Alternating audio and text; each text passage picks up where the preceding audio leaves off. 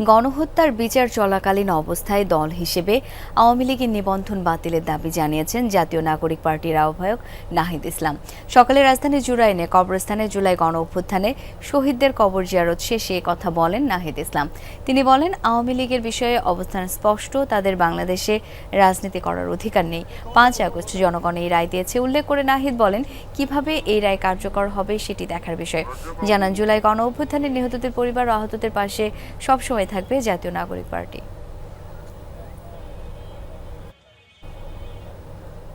৫ই আগস্ট আওয়ামী লীগ এবং মুজিববাদের বিরুদ্ধে বাংলাদেশের জনগণ রায় দিয়েছে।